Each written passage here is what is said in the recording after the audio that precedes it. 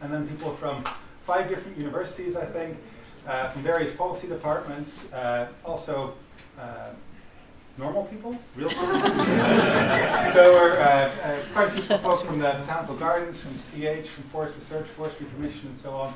So we're really pleased with this wide turnout. So I'll just give a short introduction to the background of why we're here and why we organised this event. And then after that, the panel will be introduced and the debate or discussion can start. So, whoops. This is an event organised by Escom, or the Ecosystem Services Community Scotland.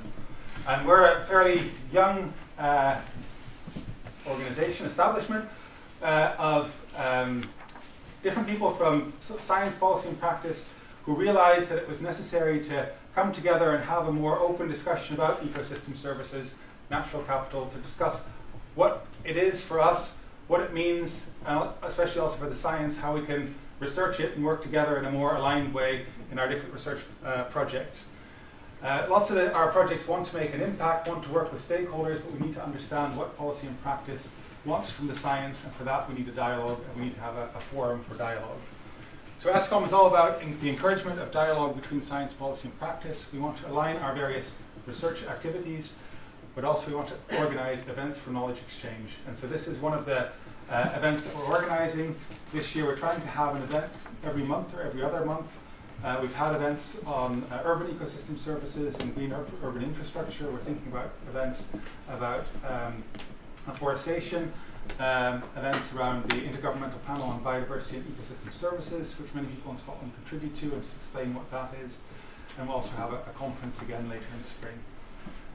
Before we delve into more of the detail, I want to show you a short video that one of my colleagues has made about ecosystem services to try to explain the concept, because we're a broad church here, and it's good that we all have an idea about what this concept actually means or how it works. And this is when I thought that escape would work. Right now in the 21st century, the world's ecosystems are facing a crisis point, with many on the decline at an alarming rate. This is a bit worrying because we get a lot from nature. Firstly, all our food, water, fibre and fuel, the unseen regulation of the climate, and not to mention the pleasure of the great outdoors, the spiritual benefits of nature and its role in social cohesion. So, what do ecosystems ask for these services? Nil, nada, nothing. All of these services we get for free. But right now we are asking for too much too quickly from our planet. And in one sense this is great. Lots of people have lots more stuff and lots more wealth. But on the other hand, these services are being compromised so much that they won't be there for future generations. But what if we had to do these services artificially? Would they be as good? And would they be free? Would they last as long? Would they be nice to look at, and could we enjoy ourselves? The answer is almost always no. In the early 2000s, the city of New York were facing a freshwater crisis. New federal laws that were recently passed required all major water systems filter their water to prove they could protect the watershed producing it. So the people of New York began to value their watershed. To put in a purification system that would provide safe drinking water indefinitely to New York would cost $6 billion, with an annual running cost of $250 million. However, to protect the watershed itself by buying up the land and protecting it from pollution and development would cost $1.5 billion. And so, they went for protecting the watershed. Saving billions and having a clean and healthy ecosystem that supported local biodiversity. A win-win situation. In land use decision-making, economic factors are often the most important ones to those in charge. But by using the ecosystem services concept to demonstrate the value of nature, we can show why long-term protection of the environment is the most valuable thing we can do.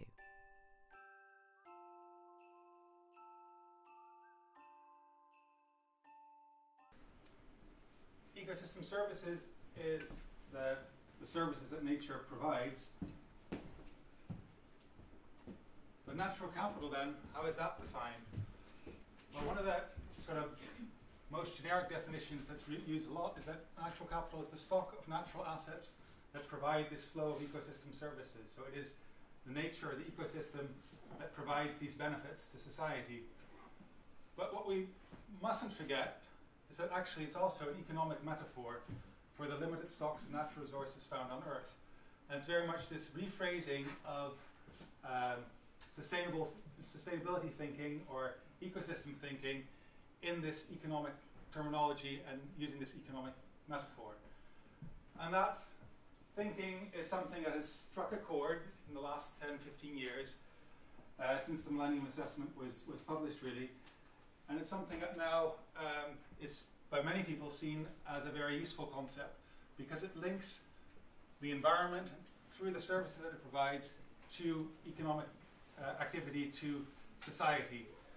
And you can also see how economic activity or the global world, the way we use it these days, has negative impacts on that natural capital. So it's a framework that you can use for discussion and debate on the responsibility of society or private sector on or towards the ecosystems and the environment, and also respecting some of these services that are provided by the environment and that we rely on.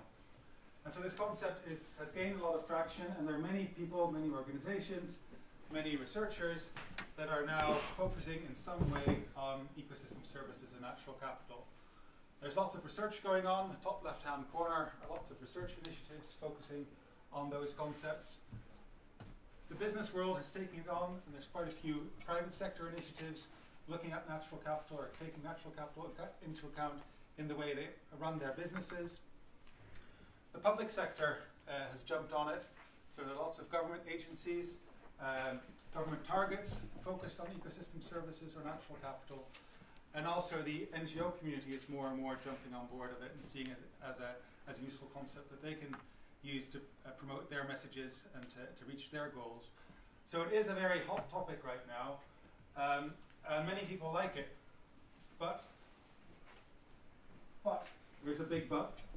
There are also many concerns, and there is an there's a vocal group out there who says natural capital is the worst thing that you could possibly do, and they have a whole range of arguments for that.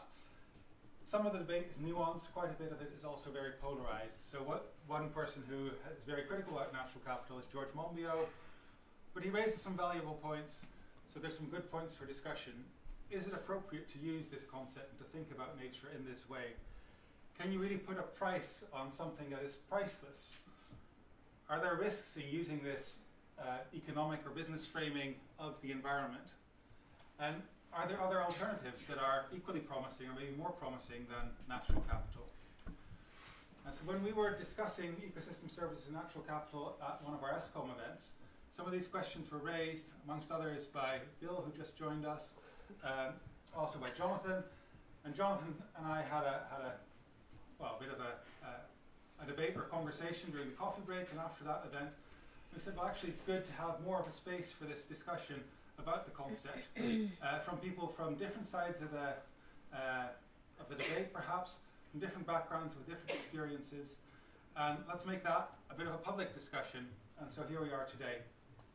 So I'm very pleased that we have an excellent panel who've travelled from all over Scotland despite some very bad weather today and disruptions of trains and other things. But we have Jonny Hughes, the Chief Executive of the Wildlife Trust, Alison, Hester, Rebecca Badger, Roddy and Bill Slee. I'm going to pass the floor to Jonathan Silvertown, the co-organiser, to further introduce the speakers and also then allow the speakers to say a few words. Thank you very much, Mark. Can people hear at the back without use of microphone? Yeah, good. So actually, this panel doesn't require a lot of introduction because you have it here already. So without embarrassing anybody, particularly then by more hyperbole, I'm just going to ask people to speak in turn for 5 minutes. After each 5-minute introduction, you have a chance to ask some questions about what they've said. Try and confine it to what you've heard rather than the wider debate, which we're going to have in an hour's time. And that's how we'll kick off. Then we'll have a short break after an hour, and then continue with the wider debate. And we've got some questions that have been submitted in advance. Hopefully most of the people who submitted them are in the audience. They can get up and we'll take it from there. So, okay, we're going to start, and I think we're just going to start at this end and work that way. Is that all right? Yeah, I had to support somebody. So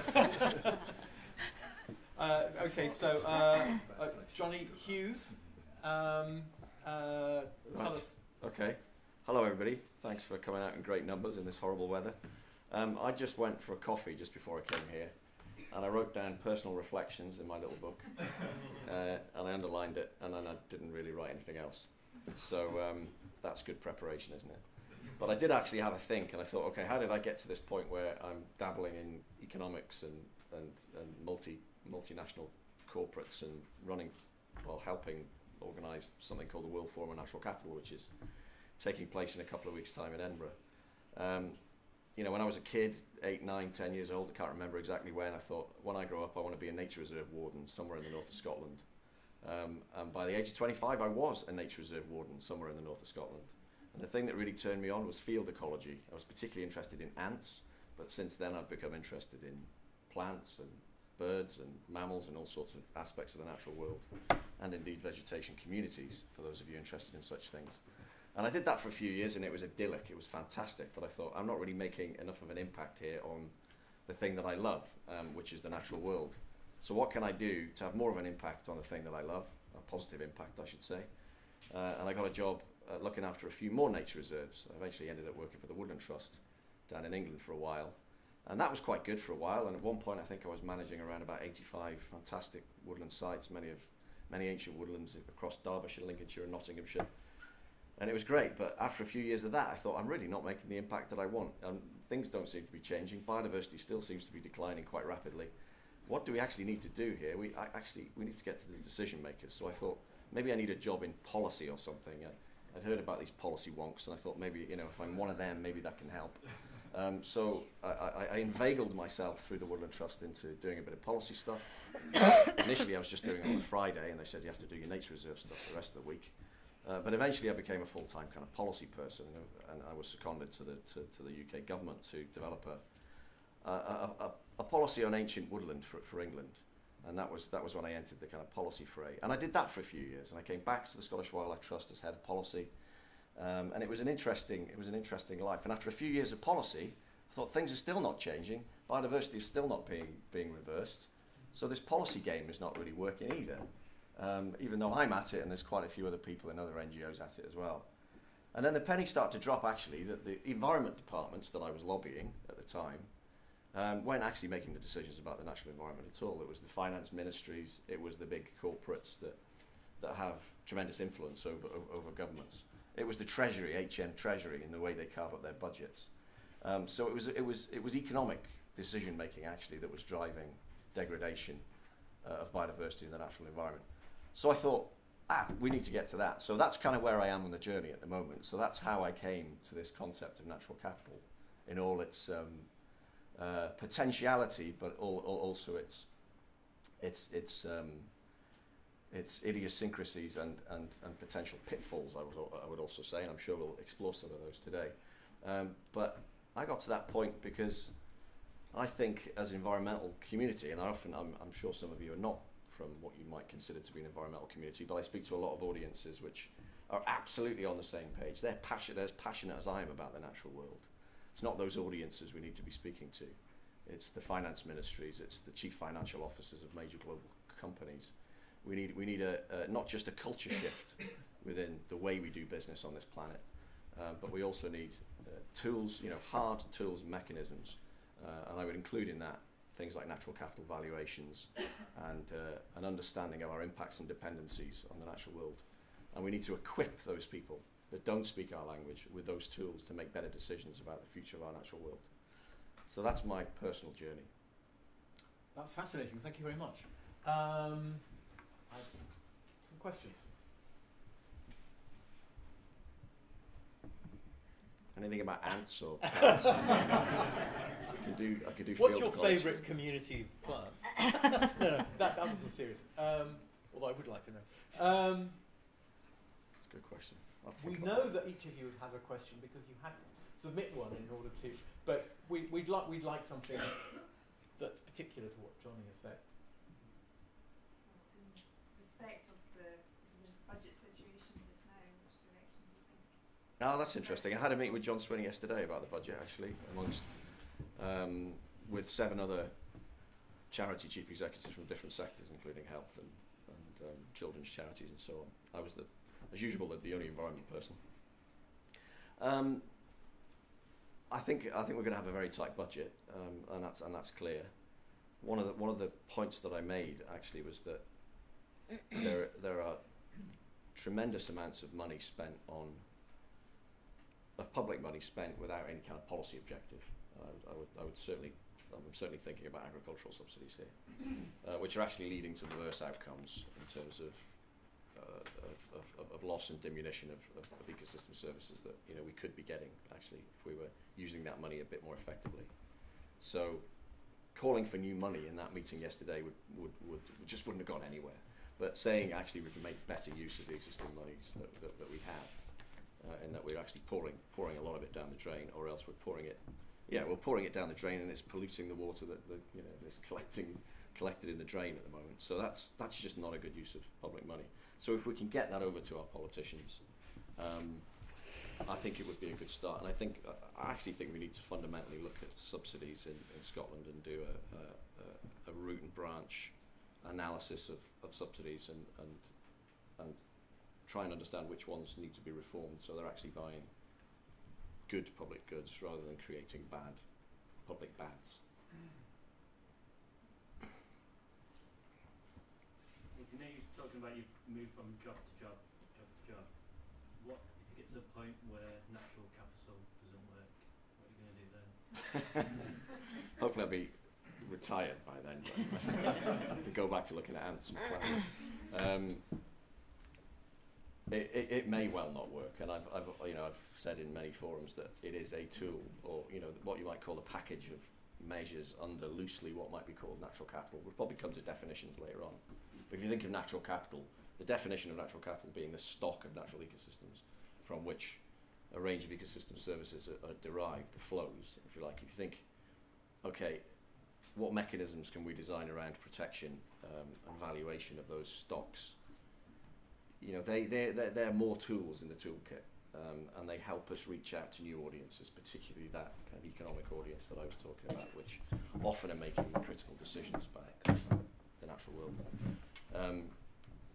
We're going to need as many tools in our toolbox as we possibly can muster, because the challenge is colossal. We've already transcended planetary boundaries in terms of biodiversity loss, and we're very close to doing that with climate change. So I'm not under any illusions that I'm not for a minute saying natural capital is a panacea, or the mechanisms under which this ban of natural capital are a panacea.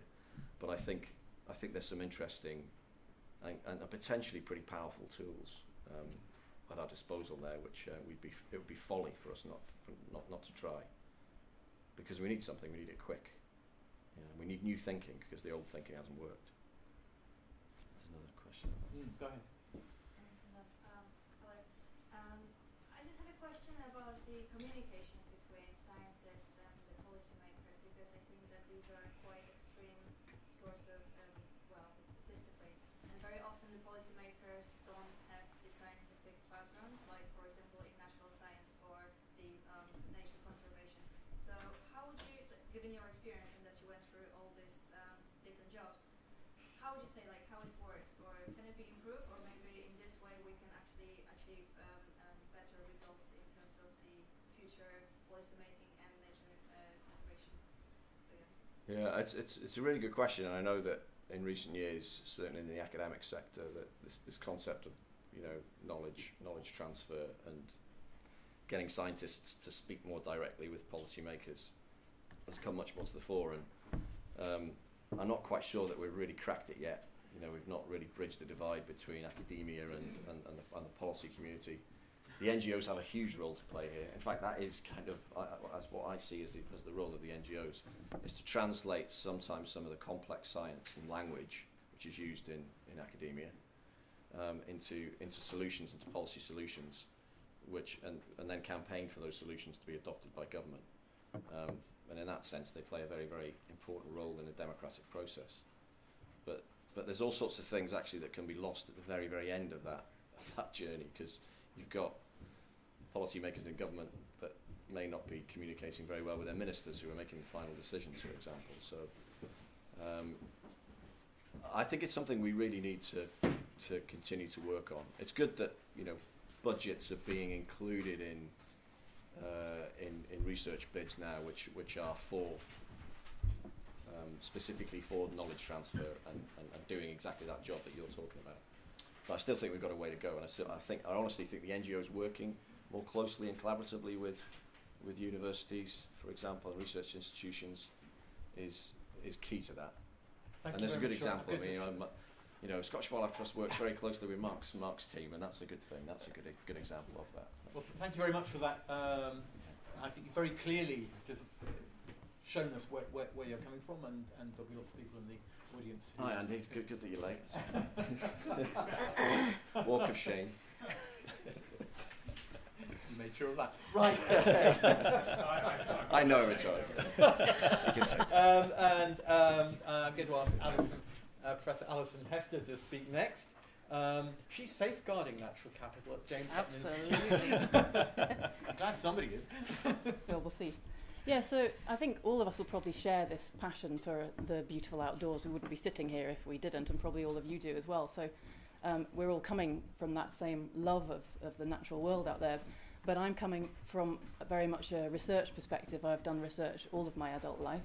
And for me, it's everything I do, I think, relates to the outdoors, work, rest and play. And by going into research, it's very much trying to say, well, what are the issues out there? How do we do something about it? How do we make an impact? How do we unravel what's going on? Those kinds of questions are what motivate me as a scientist. So I'm trained as an ecologist. I've worked out in beautiful places all of my career so far. The more beautiful, the better. All across the world, because again, the problems that we have here are not problems unique to this country. Of course they're not. So that's kind of what motivates me, is really trying to actually get some practical, pragmatic answers and understandings about what's going on and how we can protect those resources. So I now run one of the research themes in the Institute that is called Safeguarding Natural Capital. And these came about when we merged two institutes 5 years ago almost. And they created this delightful matrix management. So we have 6 research themes and 5 science groups, which are like departments. And in wondering whether or not to go for this job, I first had to go and Google the words safeguarding and natural capital. So there was my introduction to what on earth does this term mean? And I am absolutely not somebody who gets hung up with terminologies. Usually I'll roll my eyes when I see another new one coming along and then just get on with it. So it worries me a little bit when people get really hung up about what something does or doesn't mean, because sometimes that can, in my view, get in the way of actually just getting on and doing something. So I could say sustainability might have been one of the first terms early in my career that appeared, then biodiversity appeared somewhere in the middle, and now natural capital has appeared. And in the broader sense, in my view, they're all going towards the same direction. We're trying to protect what we have.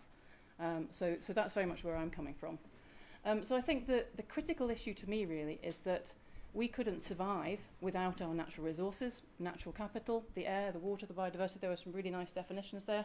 We couldn't survive with that. And I think where we go wrong is that we have lost that connection with nature. We, the biggest we in that definition of we.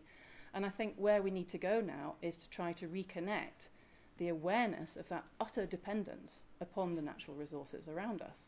And if natural capital is a term that can increase awareness, it's already doing that because there's such hot debate around the term, then to me that can only be a good thing, as long as we don't get so lost in the debate that we actually don't get forward and do something positive about it. So I guess that's a big issue for me, is let's reconnect, and part of that reconnecting is in fact to value natural capital, but not just in money terms, in absolutely all terms of how we value natural capital. So if the choice is between valuing what we have and saying it's priceless and therefore being able to ignore it, that does worry me. So if natural capital as a term can actually tackle this issue of ignoring nature, thinking it's free, businesses continuing to draw from it but not actually paying back, then I think it's only a good thing. So I guess I'm an optimist. This is what I hope that the introduction of this term will do, even though it's going to be a controversial and rocky road. That's what I hope for this term. There's a few things I wanted to... I wanted to also, I guess, make the other point that it's not just about valuation. So if I give a rough outline of the kind of breadth of work that I'll manage in my theme, there are, at the most broad sense, 3 big areas that I think encompass natural capital, and we have to think about all of them. One of them is indeed saying, what have we got? What are these stocks? How do they work? How do they interrelate? What processes act and what processes interact, and so on. So that's kind of like the theory, the nuts and bolts, the mechanisms. And then we have this whole big area of what do we do if we're wanting to safeguard our natural capital, and that's very much the practical get on and do it. So we're still not talking about value at this point. We'll say, okay, how do you restore X, Y, or Z? How do you protect X, Y, or Z? And then the third area is not just about valuation, but it's also about governance. And those two go quite often together, because if you don't have your governance systems right, whatever valuation you're doing isn't going to be implemented appropriately anyway. So I want to make that point in a way by showing you those 3 areas and remembering in all of our debate that this is quite a broad thing. It's not just about valuation. So natural capital does not equal natural capital valuation. And then I want to finish by reading you some things from a really nice book. It's 16 years old now, but I like some of the questions which they pose.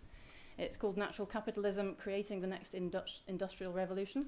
It was by Paul Hawken and others. And I just want to read you 3 of the questions that they posed in their book somewhere. I think, again, as a way of showing my optimism about what we might be able to achieve by this term. As I say, I'm not ignoring all the problems along the route. So here's the questions which I like. What would an economy look like if it fully valued all forms of capital? I think that means including natural. What if an economy were organised around the biological realities of nature and not the abstractions of neoclassical economics and accountancy? Great words in there. Second point, what about if currently generally accepted accounting principles recognised both natural and human capital not as a free amenity and not in inexhaustible supply, but as a finite and integrally valuable factor of production? So again, that I think underlies a lot of what I've said. And the third question I want to give you that's out of their book too is what if, in the absence of a rigorous way to practice such accounting, which is where we all get a bit tied up, what if the companies actually started to act as if such principles were in force anyway? So there's 3 nice, positive, optimistic questions that I'd like to leave you with. Thanks very much. Great. I'm sure that stimulated some questions. Yes. So I'd like to agree with you that terminology, if you get stuck on it, it stops us and we can't progress. But at the same time, terminology is how we communicate what we're doing with policy, for instance. So if I'm discussing nature in terms of the sustainability question or biodiversity or natural capital, what I am actually communicating with other people is very different within those contexts. So terminology, yeah, don't get stuck on it. But at the same time, that is our communication tool. And so if you don't know what it is, or if you're discussing it in that sense, then that's really key to how we're representing nature. Yeah, that's fine. No disagreement with that at all. What I fear is that we often get stuck and we spend so much time arguing about whether it is or it isn't a useful term. And I find that frustrating. Thanks. Yes? Yes. So you mentioned that we should not only value natural capital in monetary terms, but with other value systems. So there are many of them. I mean, when it comes to concrete policy making, it appears to me though that monetary value system is the most commonly used, and I don't actually see any other value systems used in policy making, because there seems to be this superiority of monetary valuation. So can you give us examples of alternatives? Because so far I often hear, yeah, it is good or it's bad, but those people who say it's bad, they don't give really concrete alternatives that are used in policy. Yeah, I wrote down a whole long list of them. Give you some examples. Yeah. What do we got? Well, actually, there's an interesting one here that you could actually look all the way back and say protecting nature reserves and so on is actually non-monetary valuation, and we've been doing that for tens of years. So that's something that you'll see in books defined as non-monetary valuation, because you've defined that those things are important enough for you to protect, but you're not saying it's worth X, Y, or Z. So that's first very easy example. But there are also all sorts of other. I think that before I go into some examples. Just speak in the back. Yeah, I think before I'll come to examples, but I think the point about it not being yet in government mainstream, I totally agree with you, but I think that's because it's a very young science, if I can use that word, and a lot of the work that's being done on non-monetary valuation is fairly young and not yet mainstream. So that would be my answer to that.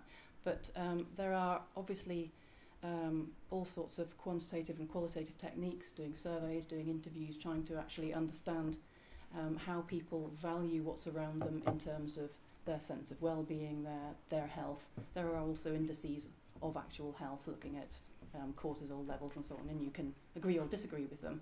But again, that's a fairly young field, looking at whether you can find some concrete measures of direct relationships between natural capital and health, for example. So those are the kind of things that I would list you more if you like, but we can always talk about it afterwards. Okay, one more question for Alison? Yes. I may be economically naive. In fact, I may be naive totally. My only understanding of value is what someone would pay for something. When we can talk about whether we're paying for it economically or we're paying some other, we're giving up some other good in order to exchange for it. So a nature reserve, we would give up the use of that land for a nature reserve. And then we would maybe talk about it economically. But it implies you can't really talk about the value of something without talking about, you can't talk about it in absolute terms. It has to be contextualized. And I think the examples you cited don't have contextualization in the fact that a painting can be be priceless, but also be traded for money as well, and that's kind of orthogonal to its pricelessness. Yeah, is the thing, and we don't actually try and trade on the other things. So I think the big move is using that word value and trying to define it as something else doesn't really work. I mean, if you talk about health, all the health arguments all boil down to we won't have to look after sick people. We won't have to pay for wheelchairs and carers and things like that. So that's a good thing. There's a spiritual good thing as well, but nobody actually trades in that. You can't do some of that. So I don't think, maybe I'm just saying, I don't think you did make the case for some other kind of value. I think when we say, as soon as you say natural capital, you immediately imply financial value. We all know it's worth something. Everything's worth something. My children are worth something. Mm-hmm. I think we'll stop right there. do you want to respond to that? That was less of a question, more of a statement. Yeah, sorry. No, I think that's encompassing the difficulties here, but it doesn't mean, I don't agree with that it's impossible. I think that there's a long way to go in trying to get methods that work, but it doesn't mean we shouldn't be trying. I mean, there are thousands of researchers trying to get a hold of all those thorny issues and try and find a way through it. But basically, we're going to come back to this later on. What are units of measure? What's the metric? Yeah, okay, we will certainly revisit this. All right, thank you very much. Next up is Dr. Rebecca Badger from SEPA. Over to you. Thanks. Do I need the mic? Can you hear me? I've got quite a projecting voice, I think, so I'd rather not use it. So my name's Rebecca Badger and I'm an environmental economist in SEPA. For the introduction for this thing, we were asked to provide some personal reflections of our views on natural capital. And while I want to tell you my personal views, these are very strongly influenced by my professional experience in this area. And I wanted to say that I work for the government environment regulator, which means that we have a job to do, and we have a job to do now. So even though our information might not be perfect, we have to take action and we have to make decisions, often at short notice. we have a new chief executive in SEPA at the moment, and he's going round. He's actually a very interesting guy. Of course, I'd say that about my own chief exec, but he's going around saying a lot about the Mathis theory, that if the whole world used natural resources like we do in Scotland, that we'd be using 3.4 planets every year rather than the one that we have, and that this is wrong and we need to reduce our use of natural resources. And we have a responsibility to ourselves, to future generations and to other nations to work towards achieving this now. I want to talk as a pragmatist, and I want to show how we can use the concept of natural capital to contribute towards reducing our use of the planet. And for me, the concept of natural capital could be useful for 3 reasons. You're meant to talk in threes, aren't you? So firstly, it's a language thing, and Jonny, I think, has kind of spoken about this. You know, capital is a stock, it's an asset, it's a fund that yields a flow of goods or services into the future. And that's definitely what natural capital, or our physical environment, is. And there can be no doubt that the benefits it provides, whether we want to call them environmental benefits, ecosystem services, or nature's gifts, they're all fundamentally important to all of us, as they will be to future generations. So the concept of natural capital helps us, and it helps us talk to others, particularly I think, to business, about what we're on about nature. Businesses discuss financial, manufactured and human capital routinely, and we want to be able to talk to them in their language. For me, like Alison, this doesn't necessarily mean converting natural capital into monetary terms, but I'm sure we'll come to that a bit more later. But what it does is help businesses to engage with the concepts of the benefits that our environment provides.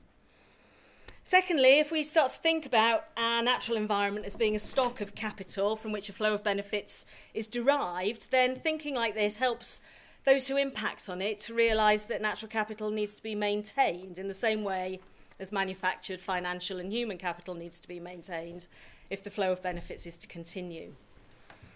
I've been reading this book by a famous environmental economist. If there are any in the room, you'll know Dieter Helm. And actually, I recommend it. Read it critically, Roddy?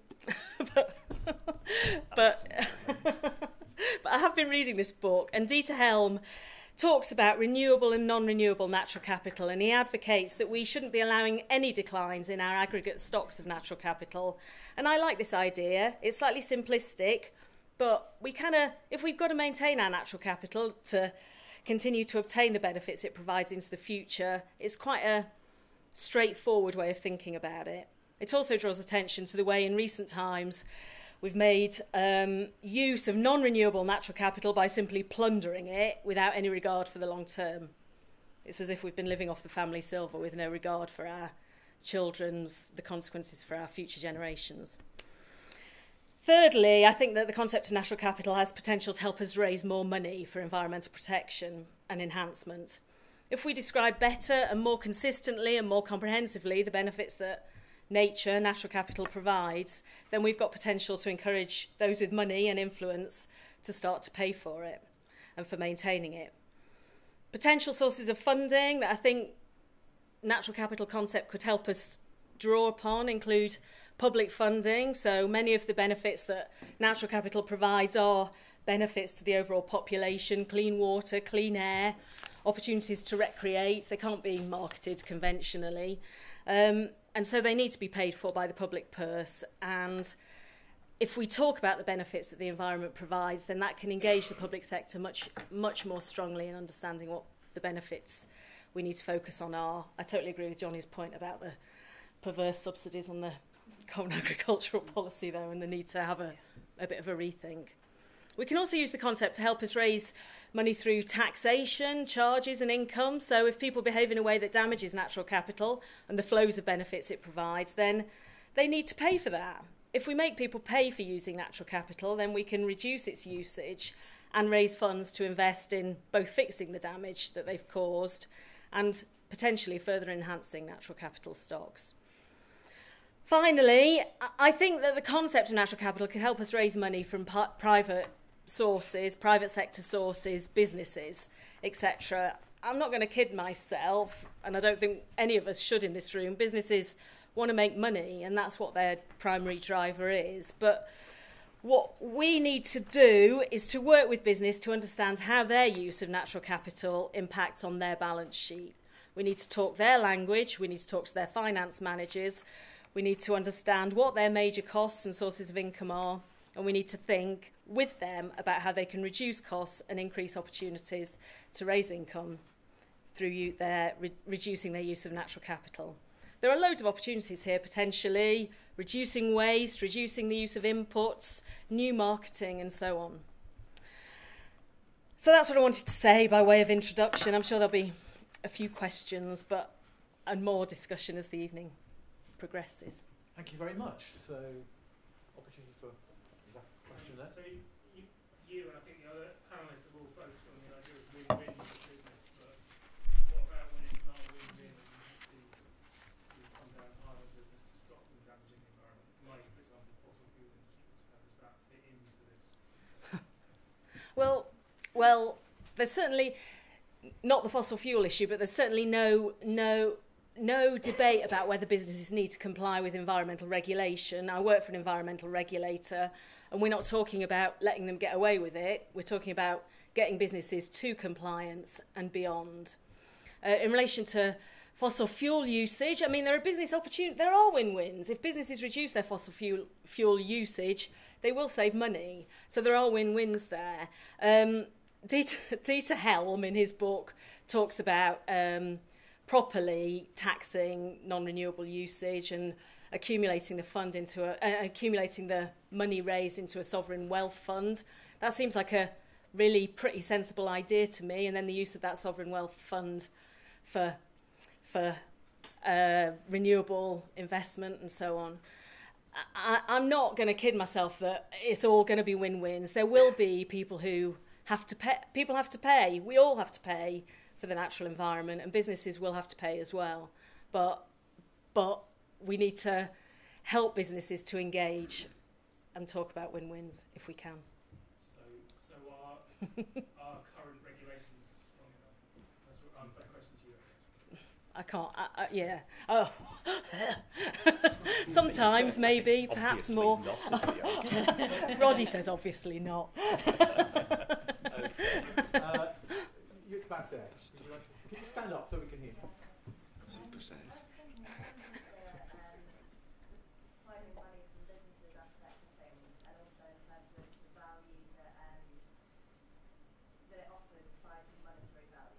Is there a way? I've read a recent survey from Deloitte, the 2015 Millennial Survey, which highlighted that the millennial generation finds as a key aspect of where they want to work, what they do for the environment has an impact on that. So is there a way that we can team up, do you think, of not only the environmental services and things like that with their needs to attract the best talent within their businesses, and to put forward an argument that actually we're adding value to you, because the only way we're going to get the best people in the future working in your organisation is to be taking this on board? Yeah, absolutely. There's a report been produced by CSOL. It's the Cambridge Institute for Sustainability Leadership, called Rewiring the Economy, and it's quite business friendly, but they do come up with lots of ideas about why business might want to engage on environmental issues, and they include their staffing issues that you've mentioned, and also incentives for staff to behave in an environmentally friendly way. Anyway, for me, it was quite new to read it, and it might be worth, having a look at. I agree with you. Okay, thanks. We're going to move on, but this is only the first half of the debate. So next up is Dr. Roddy Fairley from SNH. And Roddy. Thank you. Yes, SNH, Scottish Natural Heritage. But I am prompted to remind everybody here that us sitting here, we have been advised of what we should be giving as personal reflections as well. But as I said to Donald earlier, I'm not sure that I give anything apart from personal opinions, no matter whether I'm speaking in SNH or outside SNH. So this is what I'd be saying inside SNH, and do say it inside SNH as well. Right. First off, I think the concept of natural capitalism is an important idea, and it's one that I like. I think it's important that I think we should be getting a lot more people to like the idea of a natural capital and to use it in their thinking as well. Why is that? Well, I think, one, it's holistic. It's all of nature. It gets us away from continual reductionism of thinking of everything as being little bits. You know, it allows us to aggregate things together and think about a big holistic thing, which nature ultimately is. You know, it's connected systems, and I think it's important that we should be doing that, and natural capital actually drives us in that direction. Secondly, it is evaluative. It is something upon which we can place a value. And while we want to value nature, don't we? Well, natural capital clearly is a concept that actually emphasizes the fact, is based on the whole idea that nature has a value. So I think that's really very important too. And within that, it has that idea that we can add to it. We can build natural capital. Things can get better. I like that idea too.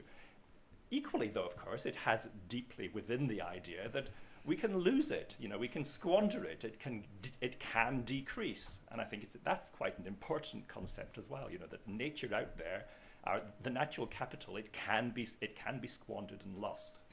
That it's not so big that we don't have to care about it. You know, it can actually be lost. And within that idea of adding and losing, is that whole idea of, well, accounting. You know, we can account for these gains and these losses. And I think that's a profoundly important idea too, because if we can't account for these gains and losses, it makes understanding of what's going on or understanding our impacts upon it extremely difficult to work with. You know, when we invest in SNH, when we invest all our resources into some sort of restoration, is that improving natural capital or not? You know, are things getting better? Are things getting worse? You know, I think a good understanding of natural capital and a better way of accounting for change within natural capital is a really important way within which we can do that. So that's why I think it's a really, really important idea.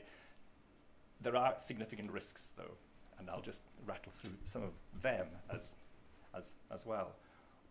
And it really all starts with the idea, and I'm looking at the gentleman in the red shirt, the idea that value conflates with money, because I don't believe it does. I think there's a whole wide range of ways in which we value things. And I was very interested in the way that he ended with his children, because I would be quite worried actually if the only way in which he valued his children was on some cost-benefit analysis, and that indeed that he might be willing to trade them as well.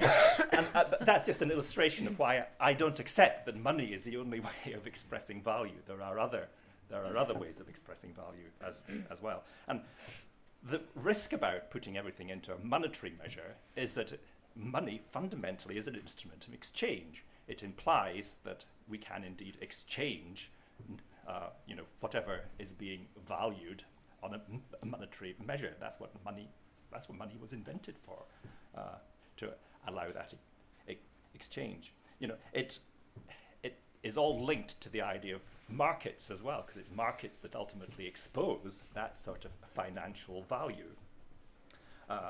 And we have to think hard about the extent to which we actually want natural capital to be fully exposed within markets and traded and exchanged.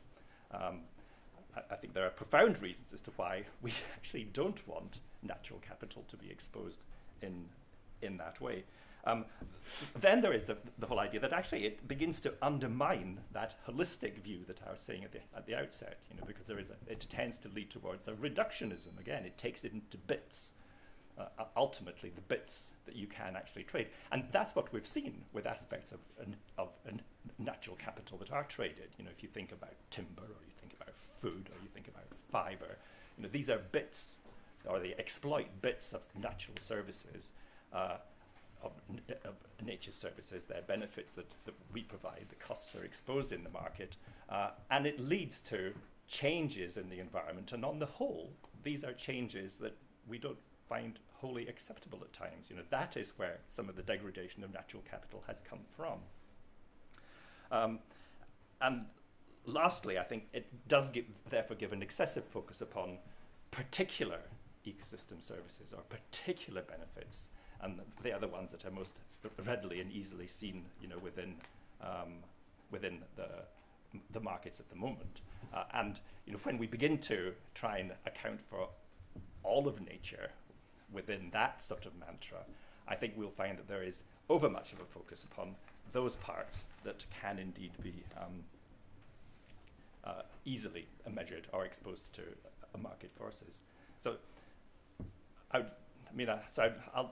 just try and summarize quickly why I don't think money is necessarily the best way. One, I don't think it can be done. And that's a pretty fundamental reason as to why we shouldn't try and do it, because I don't think it can be done. Because it can't be done, I think it will be, and already is, heavily contested. It'll lead to enormous argument and dissent. People won't agree upon what the values are.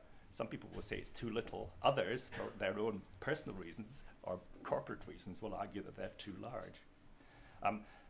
Thirdly, I think the values that are derived will inevitably be partial. And the example we heard a minute ago about the valuing of water services to New York, well, that was partial. It was entirely based upon the costing of an alternative. How could we clean this water if we don't use nature, and how do we use it if we do? Well, they're entirely reasonable costs and an entirely reasonable analysis, but it doesn't tell you what the value of the ecosystem is. It just tells you what the comparison is between costing of cleaning it by nature or costing by cleaning it by mechanical means. And we need to make sure that we understand that is what it's doing. It's not putting it's not the holistic value of that natural habitat.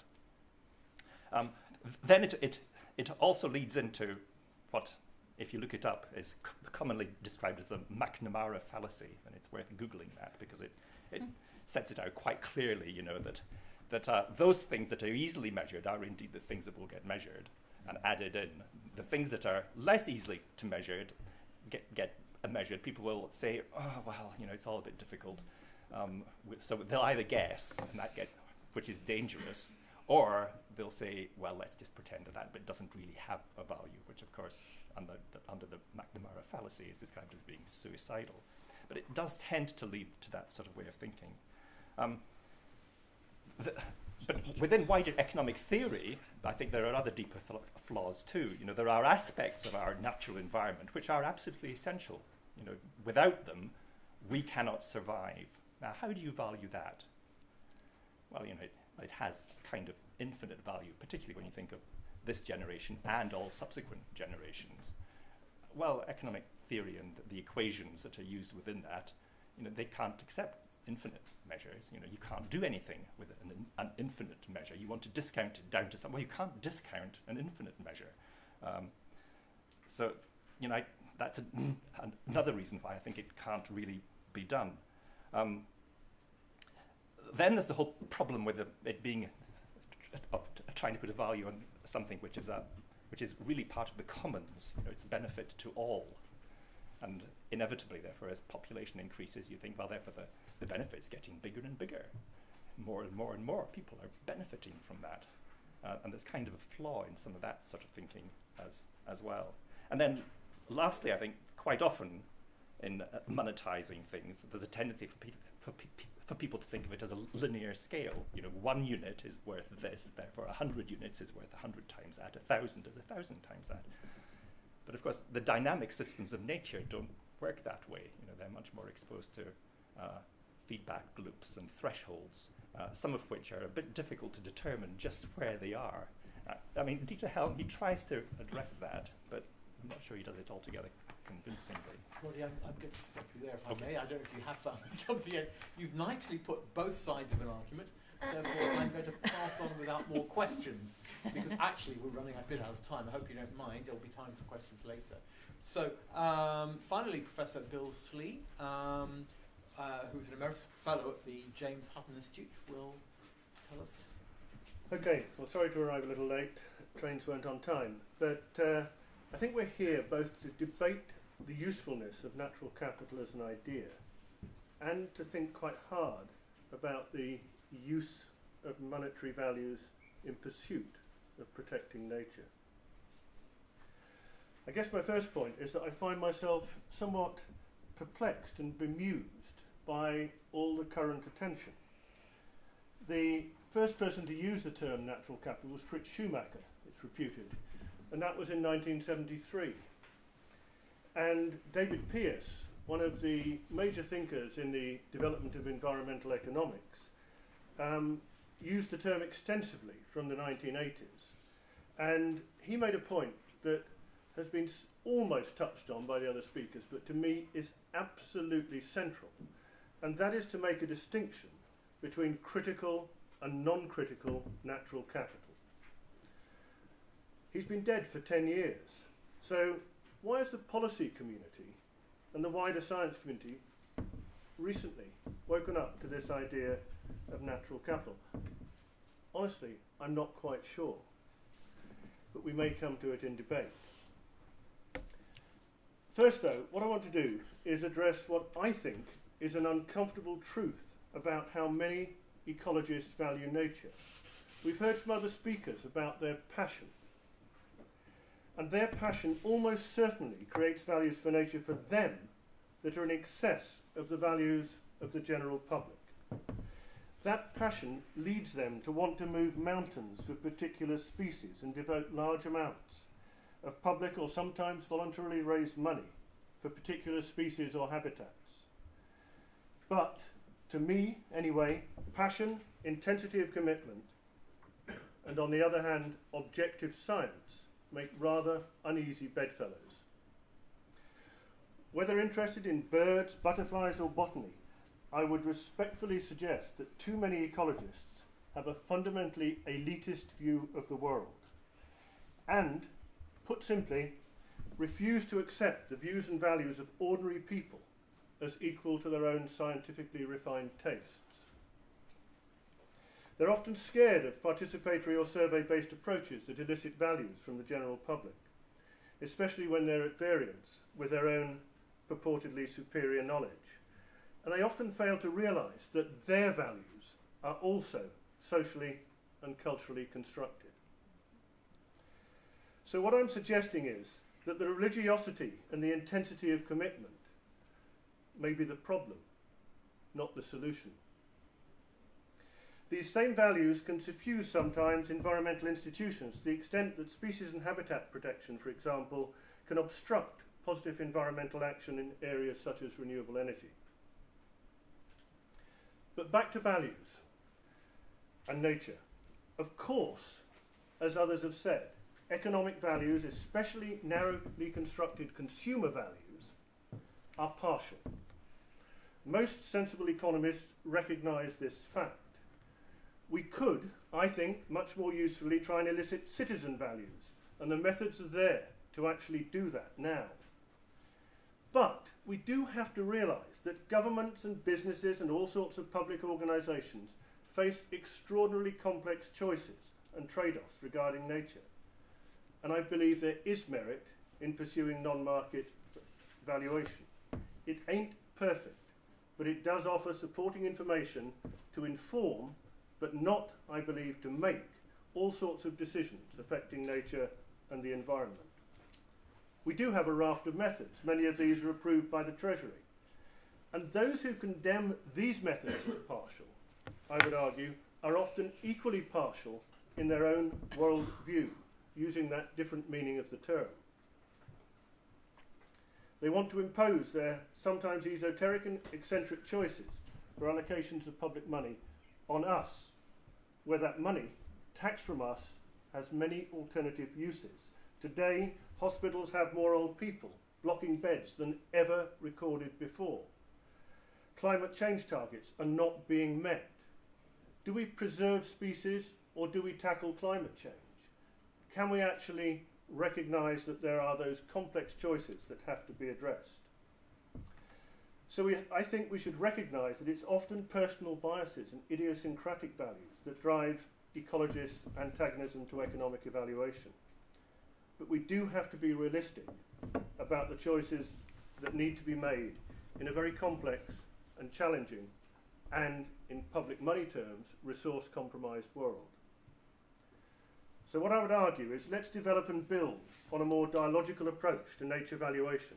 Let's use more methods like citizen juries to engage with publics, different publics, and try and find out more about competing values. Let's recognise that in the sometimes rather unpleasant neoliberal world in which we live, citizens are expected to make informed decisions. And they're not always able to do that terribly efficiently when we've got devolved governments and differentiated powers. But let's help them do that and not howl down valuation because it's inexactitude and imprecision, only to replace it with closet lobbying and backdoor tactics, which is, in my view, a much more dangerous place to be. Let's also, while we're thinking about values, ask about the value systems that the deep ecologists have and assess the consequences on the lives of ordinary people if we start imposing them.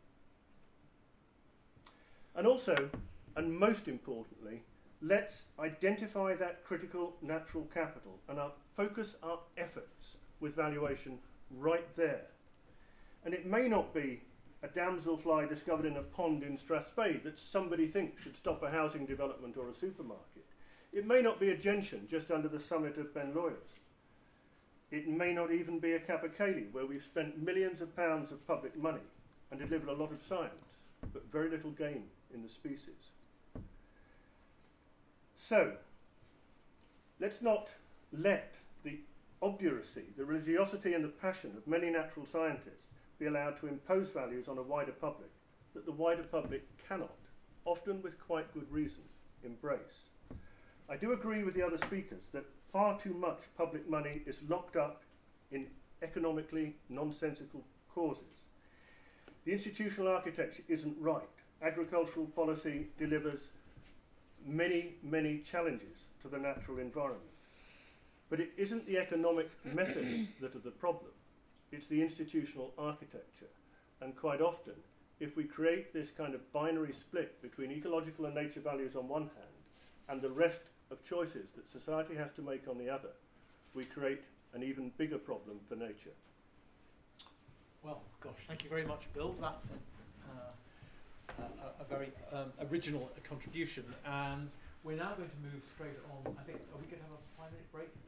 People need to leave the room. They will come back again. I'm going to hand over to Mark, and we're going to take questions as been submitted. Thanks. Right. So the idea was that you now all have some feeling where our panelists come from, what their views are, what has sort of motivated them in their views. And we asked you, when you registered for the event, to submit a question to the panel. Now, clearly, we can't go through 100 questions in 45 minutes. So what Jonathan and I have done is we've screened the questions and taken out some of the questions that were quite focused and also reasonably diverse.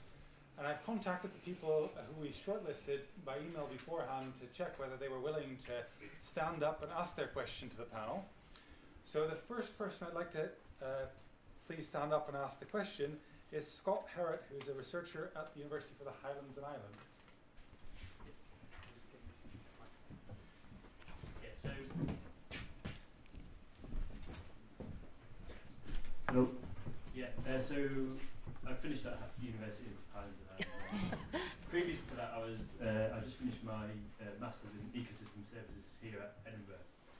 So this is my question. So ecosystem services and natural capital are being placed in not in a vacuum, but within a capitalist society.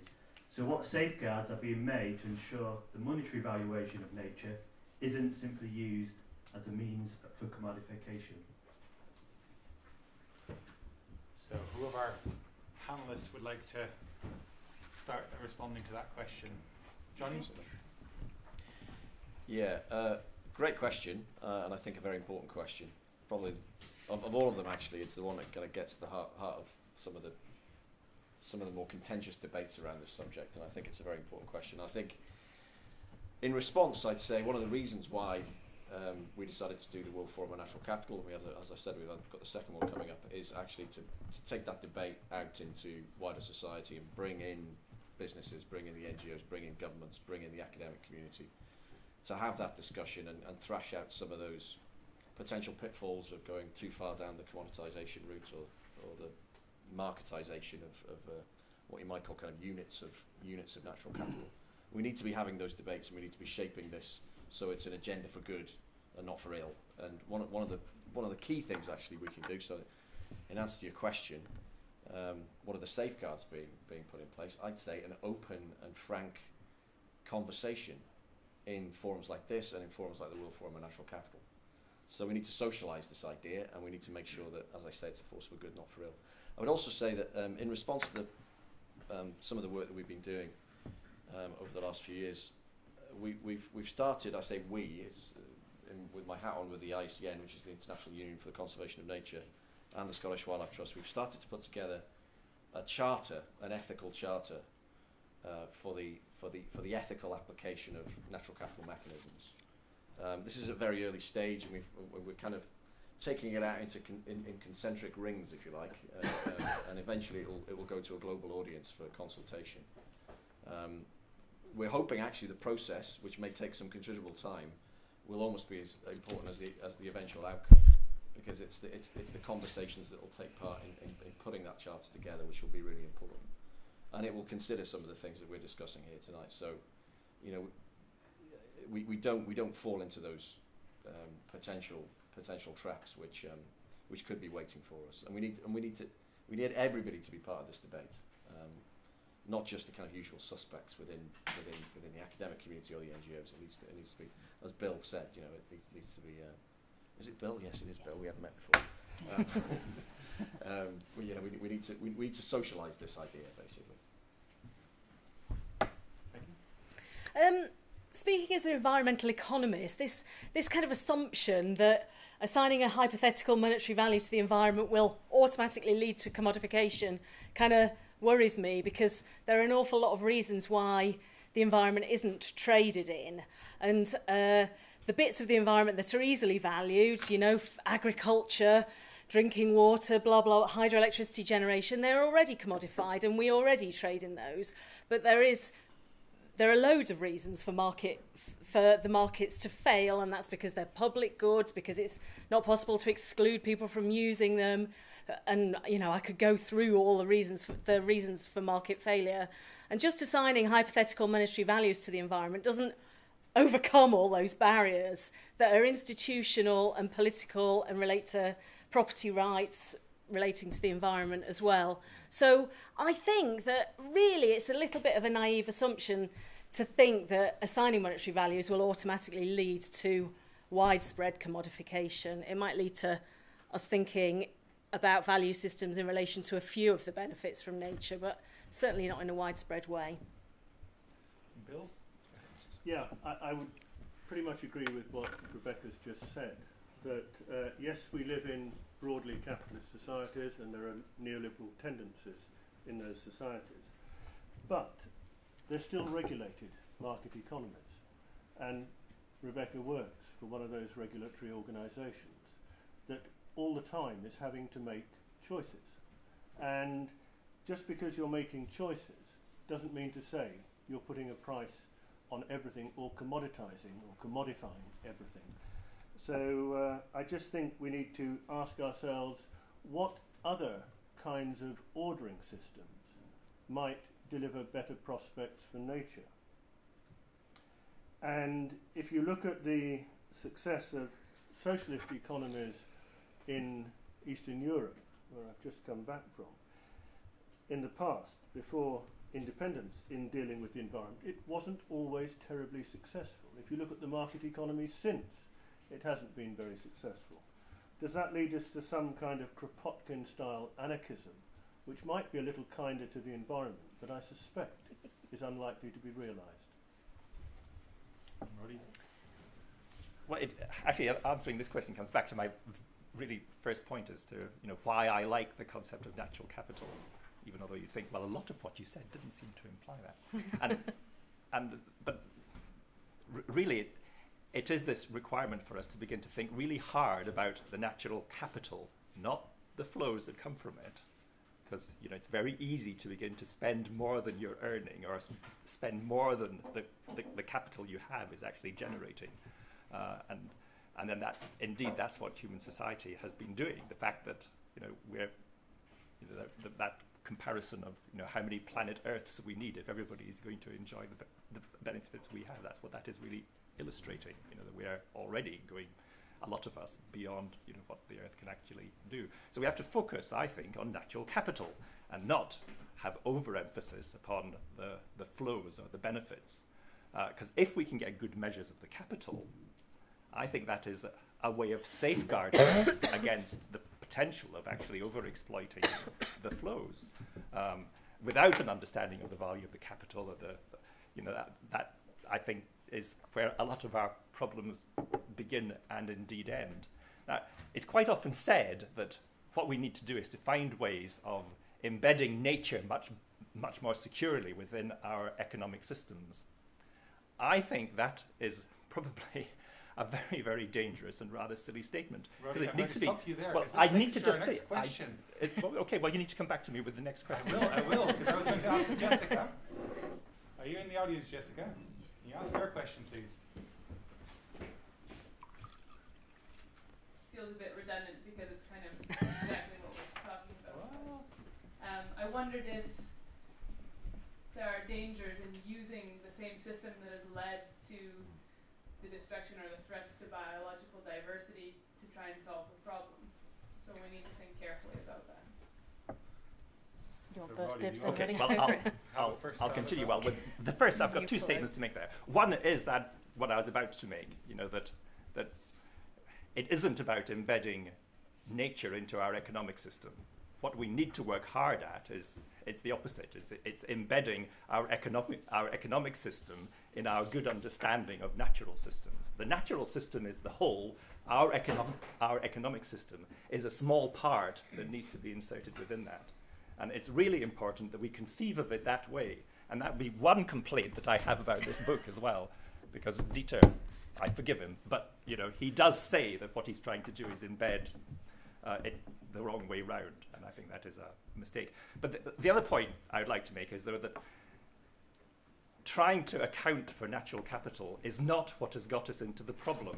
It's failing to account for natural capital that has got us into the system of failure that we're in at the moment.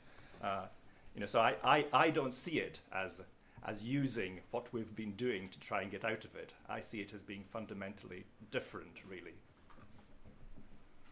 Yeah, I was intrigued by the wording in this question, so I wanted to throw one back at you first and say, what do you mean by the system that's led to its destruction? What system? I guess, sort of our financial, economic, capitalist tendencies. Yeah, okay, so my initial thought on reading this is that that's kind of implying that we always stand still, and we don't. Systems change all the time. Some things take a long time to change, but they do change. So my immediate answer to this would be, we're not standing still, and what we're needing to do and trying to do here is actually change elements of the system, if you want to call it that. And to me, therefore, I could say, I'm not being rude, but I could say in a way it's a non-question. If we move on and we modify our systems accordingly, then we're not staying still. I agree with that. I mean, I wrote down the same thing. It would be the same system. Actually, what we're trying to do here is fundamentally change the system. Yeah. And actually, natural capital is sometimes viewed as we're kind of playing along with the kind of, the neoliberal capitalist model. I actually think it's completely the opposite. It's really quite subversive and quite radical.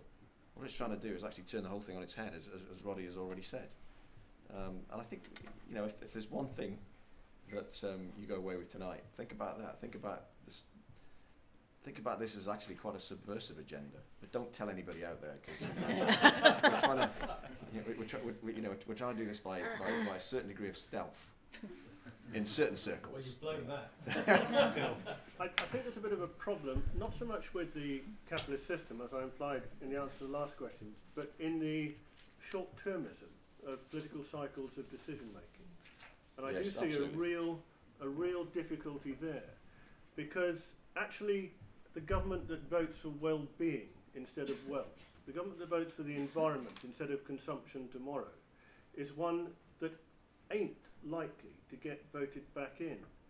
So we do have some fundamental problems that are caused, I think, by the short-termism of politics that tends to drive decision making. And I see that as a really big, big obstacle.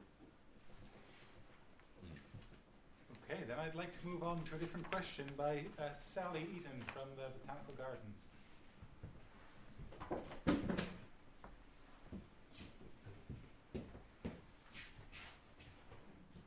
Hi everyone. Unfortunately, I think I'm one of the elitist ecologists that Bill was talking about, but I'm going to go for it anyways. My question is there a danger that the ecosystem service movement could undermine the efforts of species conservation work, especially given what we know about redundancies in ecosystems? And if so, does the conservation sector need to change the way that we're working at the moment? Is it time to maybe move away from species conservation? Jonny's the obvious first one to answer that one. Okay. I mean, I'll come back to a point I made earlier, which was that this is a tool in the toolbox, and there's other tools for species conservation. They include things like the designation of protected areas. They include things like protected species legislation, such as the Habitats and Species Directive, the Natura 2000 directives in Europe. And a whole host of other measures, including things like environmental impact assessments, that again Bill alluded to. So those, we're not saying that this emerging new agenda should replace any of that. What we're saying is it should be complementary to it, and it should be another tool. And I don't. Resources to do that as well. Well, yeah, I don't think it's a resource question. So I don't think it's the question of saying we're going to put all our environmental budget into ecosystem services work. For a start, the kind of regulatory side of things, although SEPA does need a budget to do its work, it's a relatively modest allocation within the Scottish budget. So, and actually, I think this could generate, if we do this well, it could actually generate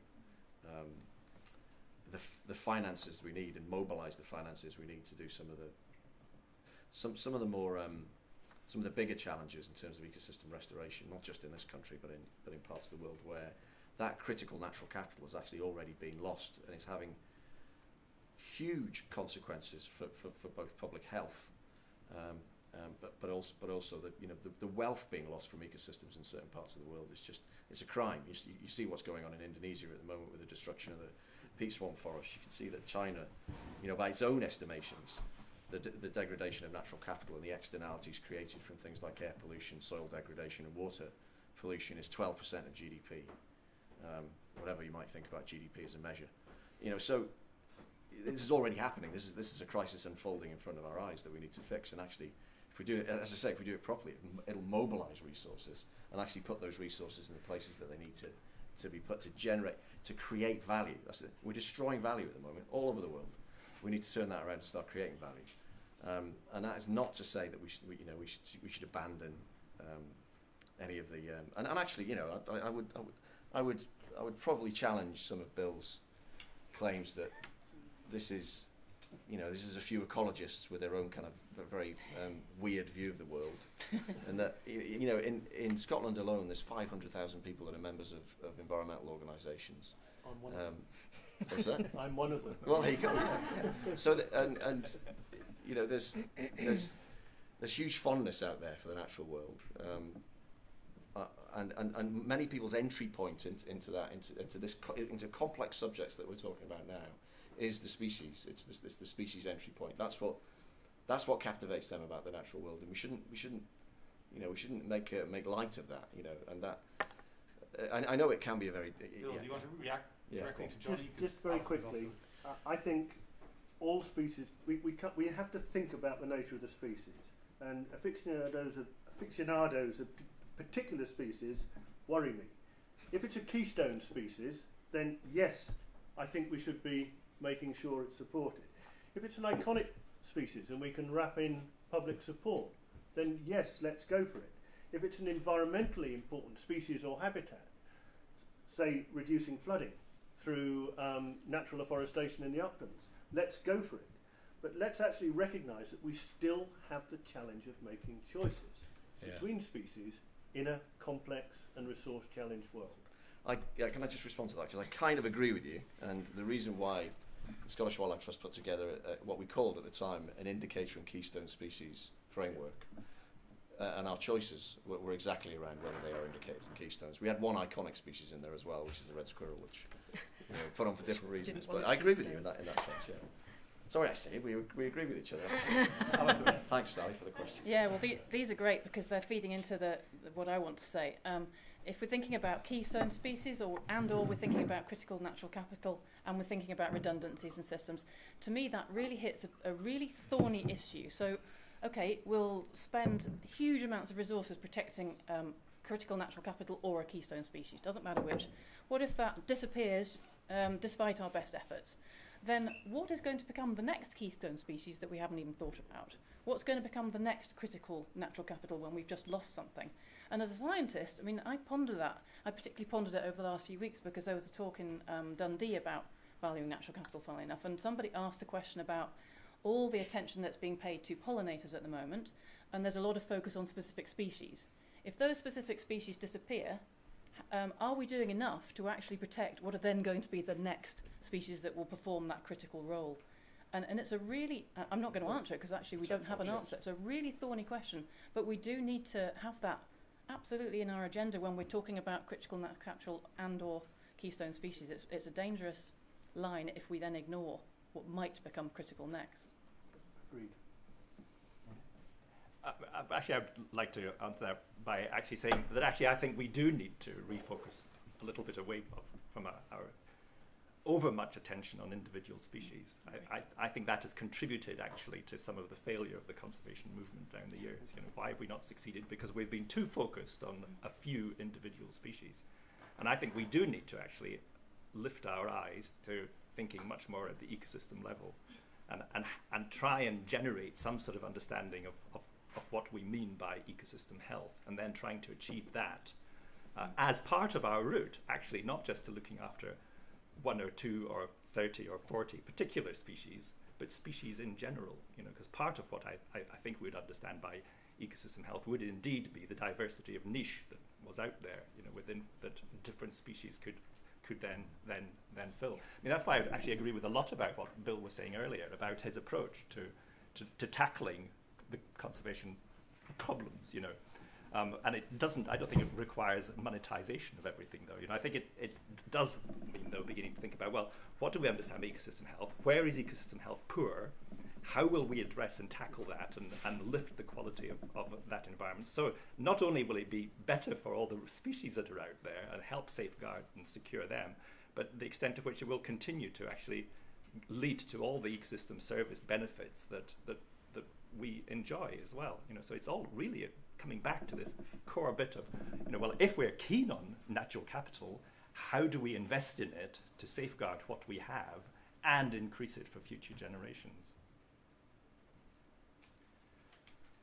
Yaking Gu, are you in the audience? I'll ask you to ask your question. Yes. My question is more general. So I was like, as I understand, natural capital is trying to build a framework, so bring up all political makers and public and scientists so they can talk in the same language. And so my question is how to deal with the uncertainties when we are putting a price on nature, because we are dealing with something really complicated, and we are trying to solve problems in the future, and we are kind of trying to solve problems locally and globally as well. So that's my question. Becky? It's my turn to speak, isn't it? So for me, a key issue before we assign a price to nature, if that's what we want to do, is to describe the benefits that we're getting from nature. And I think that we in the conservation world need to agree about how to do that, because if we can describe in comprehensive, consistent ways what the benefits are from nature, then the next step is the valuation. And I think that we can, if we have a consistent way of describing in qualitative terms the benefits from nature, then we can use that to identify uncertainties in a much more transparent and consistent way, because there will always be some benefits that are easily assigned monetary values and some that we really struggle to assign monetary values to. And I think we need to always go back that step to describe in qualitative ways what we are valuing, what we want to assign a value to, before we go down the, oh, well, let's give it a pounds, let's give it a pounds value as the next, and that's the next step. Sorry. A one-sentence response. I can wander up the road to Blackwell's bookshop and I could buy Finnegan's Wake by James Joyce. And it's a racing certainty I wouldn't understand it. I bet you but would, the book Bill. still has a price. Has a price on you. But I think we also have to ask ourselves, well, what is the risk? You know, putting a price on something that we don't fully understand. You know, there's the Finnegan's Wake answer, but equally there's the looking at the lessons of economics, and it happens all the time. You know, clearly there is a lack of understanding. You know, when the market gets it widely and wildly wrong, and it does. You know, there are bubbles that grow up all the time. You know, whether it's a .com bubble or whether it's tulip bulbs. You know, they happen, and then it leads to a significant crash. You know, so I think, you know, we need to be quite alert to the problems of the wrong market signal and the way in which it perverts investment and the consequences of that as well. Good answer. That was a facetious one. Hayden, can I ask you to ask your question? Yeah, so Bill was talking a little bit about how potentially this concept is a way to democratise thinking about nature and looking after nature. But is there a risk that the monetisation of nature will disenfranchise the poor? Yeah, I think that is a good question, and trying to scribble through and yes, I think if we commodify nature, we quite often disenfranchise poor people. But sometimes you can actually use the valuation of nature to benefit poor people. I know work that's been done, for example, in Africa around nature reserves. You can enfranchise local people to act as wardens and indeed to get bushmeat from those reserves. And it may be a kind of way of dealing with the environment and actually quite a profitable way of supporting sustainable livelihoods. So there are the win-win possibilities there. But if we look at history, rich people quite often want to turn very attractive areas into private playgrounds, and they'd much rather the ordinary people weren't there. And even where that happened, as it has perhaps more extensively than any other country in the world, in Scotland, in the 19th century with sporting land, Frank Fraser-Darling, the great ecologist, actually said even then, almost through gritted teeth you can see as he wrote it, it provided prosperity of a sort, because people got money in building sporting lodges, and people got money in the economy that surrounded that. So, yes, it can happen, and it often does, but it doesn't always happen, and there are some ethically quite sensible ways in which you can develop win-win solutions. Yeah, I really like that question. You know, environmental justice is a massive issue, and there are many studies that suggest that poor people have less access to nature. So yeah, there is a lot of potential for the poor to be disenfranchised, but assigning monetary values to nature per se won't make the poor any worse off than they already are, largely, I think, because these monetary values are hypothetical and won't actually be realised. But for me, the question raises a very important issue about the relative importance of different ecosystem services and methods for deciding how this, deciding about this needs to take account of their impacts on different groups. And in SEPA, we apply methods for thinking about the importance of different ecosystem services and the significance of them. And those methods would say that an ecosystem service that's likely to provide health benefits is more important if it's provided in a location where there are less healthy people than if it's provided in a location where there are more healthy people. So, you know, it's the way that you use these values in making decisions that is the consequence for the poor. And so, you know, I can see it as being a solution rather than a cost. you want me to come back on that? I thought you might want to say something about common old. No, I was going to say something about. I mean, I think this is probably more pertinent to outside Scotland. Although, yes, you're quite right. You know that the same by the same token as the rest of the world, where it's the poor who are disproportionately impacted by degradation of nature. It's the same actually happens in Scotland. You look at you can actually map. There's a strong correlation between areas of multiple deprivation and areas where you might say that natural capital has been severely eroded, particularly in our towns and cities in the central belt. And there are policy measures that have been put in place, things like the Central Scotland Green Network, to try and address that. And indeed, we're working in the town of Cumbernauld on a kind of town scale to try and address the improvements in green infrastructure, particularly in relation to the benefits that they can provide people. But I wanted to actually talk about, you know, those parts of the world where the dependency of the human dependency on nature is a very direct one, and bushmeat's been talked about, and actually foraging and bushmeat is where people are getting where communities are getting most of their nutrition and their shelter from the habitat around them, and that's the case in certain parts of Amazonia, for example, where I would say that a tool like valuation to say this is actually, you know, if you take into account all of the services that are provided by this ecosystem, it's worth X, whether that's a non-monetary or monetary valuation. You can help them make the case for the preservation of that ecosystem on which those people depend, and actually possibly get more investment into that ecosystem, if not strict protection. So I actually think this is a tool for good. If you take it to its extremes, and we may touch upon this in terms of you know, chopping natural capital up and then trading it on global markets, which, by the way, I think we'll never get to, then potentially it could become a danger. But I think we should stop well short of that. And one of the reasons why I said before we need to be having this conversation, we need things like the World Forum, is because we need to have those conversations, and we need to ensure that we don't go that far. Actually, you can trade a ton of timber, you can trade a ton of carbon. You know, I know that's even that's pretty contentious. Can you trade a ton of soil? You know, Chinese are trying at the moment. Actually, they're importing soil into Africa. You know, possibly I would probably say there's great dangers in doing that. A ton of biodiversity, and there's no such thing as a ton of biodiversity. You can't have a ton of biodiversity. You can't trade it. And a ton of the spiritual value that biodiversity provides, or natural capital provides to people, you can't.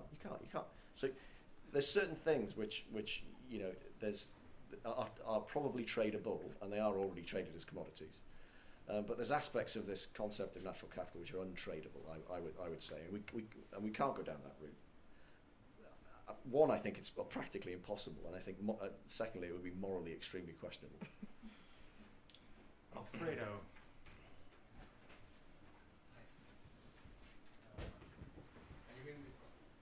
No. Where's mine? Thanks.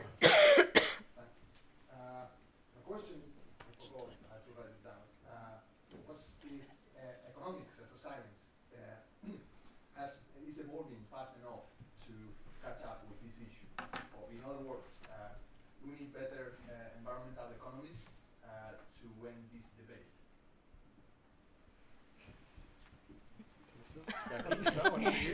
Oh, I was looking at Bill. We've got one. Okay. Well, economics is evolving quite quickly. There's lots of good economics out there, I think, but there are a few gaps. So values in relation to shared, cultural. Bill's already talked about a few, and Roddy have talked about values that economics is struggling with. There are also the thing for me as an environmental economist that really does worry me is that there's lots of spurious use of economic values for our environment. So people say, oh, peatlands are worth this many pounds, and I tear my hair out at those kinds of statements because it's really not clear what those values mean. And I think that there's probably a shortage of people to interpret the meanings of economics more than a shortage of economic techniques. There's a lot of work going on through the National Ecosystems Assessment to build up our understanding of economic valuation and to develop new techniques. And so we're kind of getting there, but I think maybe we need a few more environmental economists, if anyone wants to jump ship. Yeah, I'm not sure who's catching up with who here. You know, as I said earlier, I think some of the language that we're using, critical natural capital, it's been around for 50 odd years. I think there's a big problem of outsiders not being able to understand economics. And I agree with Rebecca that there are gaps and there are biases that perhaps inherent in market economics that are not always useful. But if we look at economics over the years, I started reading people like J.K. Galbraith and The Affluent Society, or Ed Mission's book on the costs of economic growth. They've been around 40 or 50 years, and if we look more recently, people like Tim Jackson are saying incredibly sensible things about excess consumption. These people are economists who have moved into, I think, really effective communication. There is a branch of environmental economics that can be rather econometric, rather obtuse and abstruse and not very accessible. And I think that's a problem. But look at the huge number of articles that appears in something like Ecological Economics today, and you can see a huge population of scientists working really hard and indeed challenging some of the dominant paradigms. So we're not dealing, I think, so much with economics catching up as economics needing to communicate better, and particularly ecological economics needing to communicate better with a much wider audience. Alison? Yeah, I'm just going to add a really small thing to that, and it's almost a question to these two actually, is that environmental economists are the hardest people to recruit into our Environmental Research Institute. So why is that? Where do they all go? I mean, if there is a shortage and we need more, where do they all go? They're very hard to recruit in SEPA as well. Yeah, so where are they all? Do you know, Bill? Well, I think you could go, if you went into any of the major land-based sciences institutions or many other institutions, particularly in Germany, you would find huge numbers of people being trained. Whether we have a similar proportion of our economic students, there is that horrible lure of money and I would say the associated greed of the city that tends to attract, I think, economists. And we've done away with a hell of a lot of our environmental economics that related to the land-based sciences. And I think we've done so in Scotland at our peril. And we've often recruited, as I'm sure you know, well, it's in Hutton. We recruited from Germany, we recruited from continental universities, and that was where people were doing the really interesting work, much more so than in Britain. The question kind of implies as well that there's a monolithic or a single view of what economics is out there. You know, well, of course that's not true. I mean, I think it isn't really a question. Therefore, you know, is economics catching up fast enough, or is it moving fast enough? You know, to in this particular field, it's more to do with, you know, well, what is the ascendant economic view? You know, who's listening to whom is really one of the critical points, because there are, you know, as you know, Tim Jackson and others would be just been referred to. You know, there are these economists out there that are saying the sorts of things that I think everybody in this room would really rather like to be listened to more carefully by people. But of course, there are more powerful economic voices out there than these. These tend to be people that are kind of on the penumbra, the fringe, you know, of core economic thinking, which tends still to be dominated by a rather neoliberal, you know, Chicago school type of, you know, economic thinking, despite the fact of 2007 and the huge crash that happened at that sort of stage. You know, it's more of the same. And that's controlled really by an establishment view. Now, until that begins to change, you know, these voices that have done a lot of the thinking that could begin to move forward much more powerfully if they were brought into the establishment, you know, it won't happen. Jonny? Yeah, I think it is a good question, and I think the answer is, however you framed it, yes or no. Well, yes, I think we need to train a different type of environmental economists, and I don't think we need environmental economists, because I think they're far too theoretical, and we need more practically minded people, and we need accountants actually, and we need probably to invest more in universities to train natural capital accountants, people that can actually kind of go out there and do natural capital accounting, and that is a multidisciplinary job, because you have to understand remote sensing, and you have to understand how you map the natural world and understand the natural world and its functions, as well as understanding accounting methodologies. And that is a new discipline, and we need more of them. I'd commend the company Truecost, it's an accountancy firm based in London. They do some brilliant work. Have a look at their website, Truecost without an E. And they do exactly the kind of work and present it in such a way which is really compelling to decision makers and actually makes a difference. And we need more of that kind of thing. It's much more practically focused rather than theoretically focused. So that would be my plea. Right. Not traditional environmental economists. Good. Andrew No Hill, offense. can I ask you? Evening. This evening has been described as a debate on cash and saving nature. How do we convince politicians that saving nature is important? If we look at their manifestos for the Holyrood elections in 6 months' time, it clearly isn't.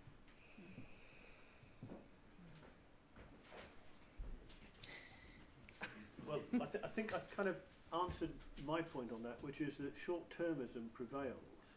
And, you know, we have had 1 or 2 green MSPs in Scotland, and I think they've been incredibly helpful in intelligently promoting green causes. And I would say Caroline Lucas does the same in Westminster. But if you look at the oil sector, one of the most ungreen and significantly public subsidised industries we've got, it's lost 70,000 jobs in the last few months. And politicians will see that as more important, I'm afraid, than saving nature, because the short term will drive their behaviour. And they won't take a long run view because they want to be voted in. Yeah, if I go back to my true optimism that I alluded to at the beginning, I would like to think that if we more publicly demonstrated the direct connection between you know, a bad government policy and environmental disaster, and at the same time demonstrating where a particularly good policy did the opposite, maybe that's also a way of raising awareness, I guess.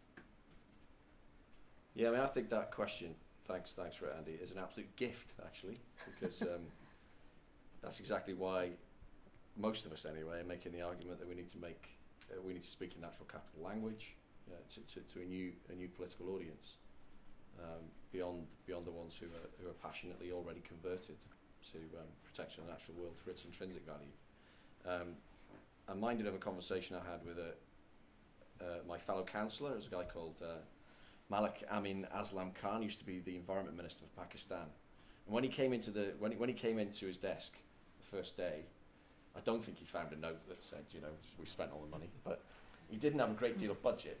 There wasn't a great deal of budget allocated to the Environment Department at that time. And what he said, actually, to his probably his band of environmental economists and so on, was, what I want you to do is go out and do an actual capital evaluation of the benefits that could flow from a major programme of afforestation of the uplands and the reversal of degradation of many of Pakistan's northern ecosystems. And that's what they did. They went away, they did that. He then presented that to his version, whatever the Pakistani version of the Treasury is. And within 6 months, and he may tell this story because he's coming in a couple of weeks to Scotland, within about 6 months, the Environment Department had more billions of what's the currency in Pakistan?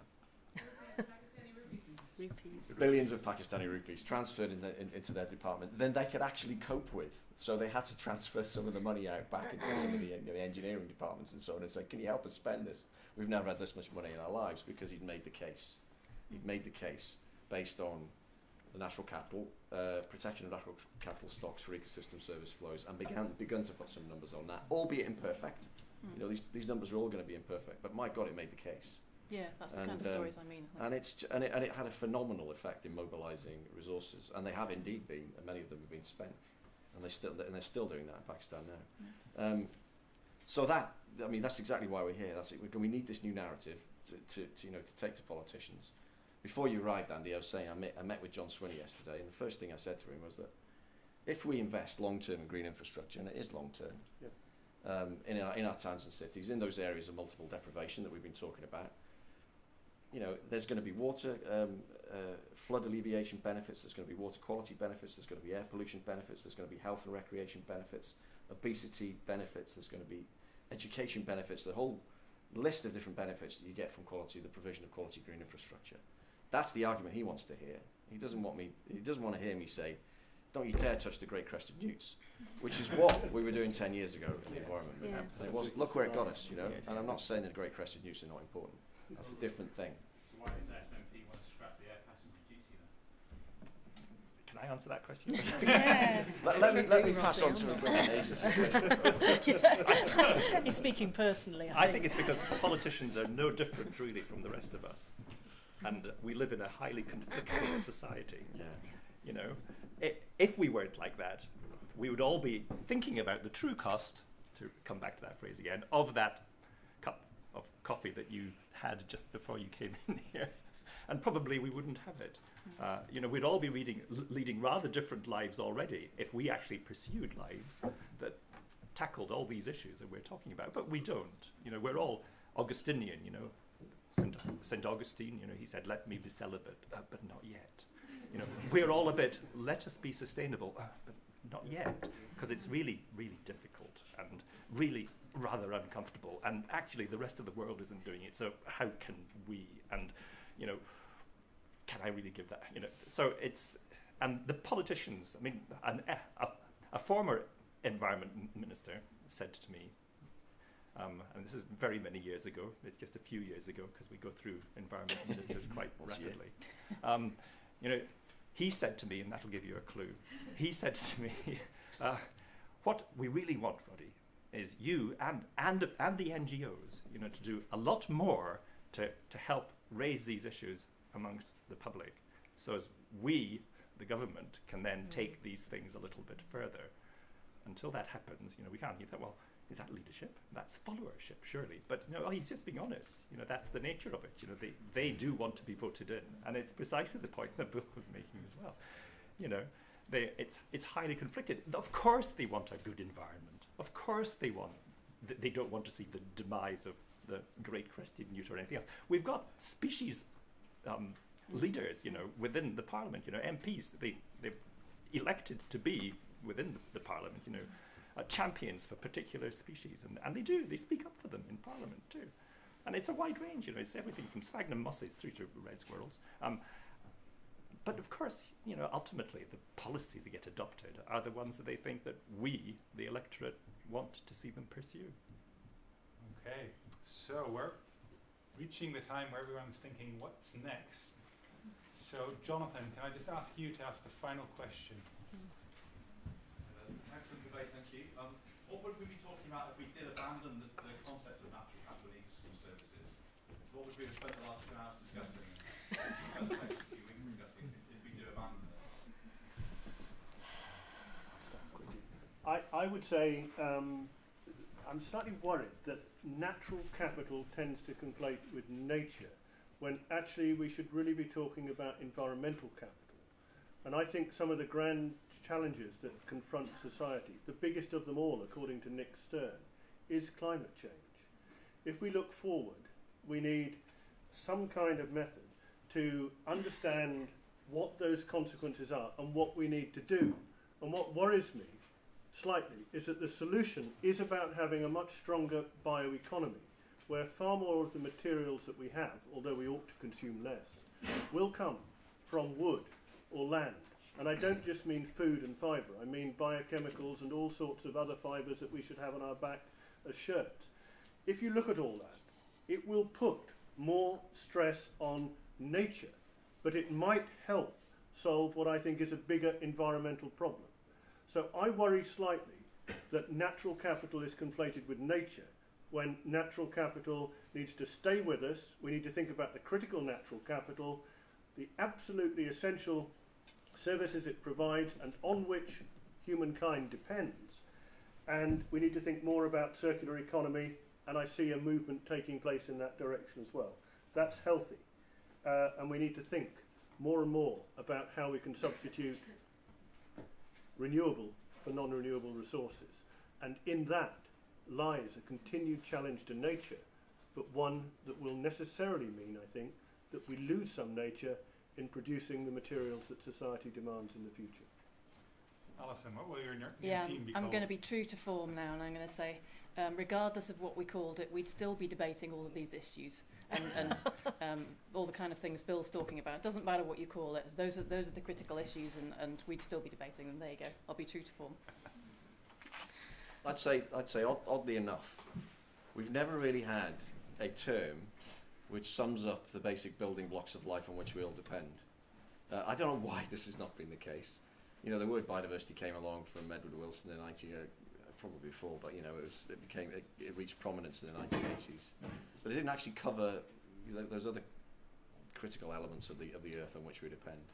And for me, natural capital is it's the 5 basic building blocks of the planet. So it's air, soil, water, biodiversity, and geological resources. And I absolutely agree with Bill. It's beyond nature, it's beyond biodiversity, it's all those other things as well. It's the abiotic and the biotic. And maybe that's why it's gained such traction in the last few years, even though it was a kind of sleeping giant for a number of years. By the way, I think the reason, I think there's 3 reasons why natural capital has come to the fore in the last 10 years. One was Nicholas Stern and the Stern report. He was the first person to say, you know, this is going to massively impact GDP, this climate change thing. And everybody thought, oh, that's a good argument. Maybe. And then Teeb came along, the economics of ecosystems on biodiversity on the back of that, started to try and do it for other elements of natural capital. And then I think the other thing is the data revolution and remote sensing and the way that we can very, very quickly assess the status of ecosystems, albeit we're still a long way off. But that's been revolutionary in the last 10 years with computing power and so on. So I think it's those 3 things which have actually shifted it to the fore. Plus the NGOs have kind of woken up to it. I would claim that we've got a small part to play. But I'm not sure that answers your question. I mean, you know, I think I'm just going to agree with Alison. In that it might be called something else in 10 years' time, or 20 years' time. But basically, it's the same conceptually be exactly the same thing. That we are drawing down too much on the bank account of Earth, and we need to be living off the interest. Yeah. Sure. However you describe that, whatever metaphor you use, whatever term you use, it's the same bloody thing. So. Becky or Roddy, anything to add Nothing to that? to add. No, I agree with Alison as well. I agree. Well, I don't know if I agree with Alison. I definitely agree with Bill about the environment. I think that in SEPA we struggle a little bit with the natural conflagration for capital when we're talking about environmental capital. But that's just because I work for the environment regulator, and yeah. So on that note, then I'd like to thank the panel for a great contribution tonight.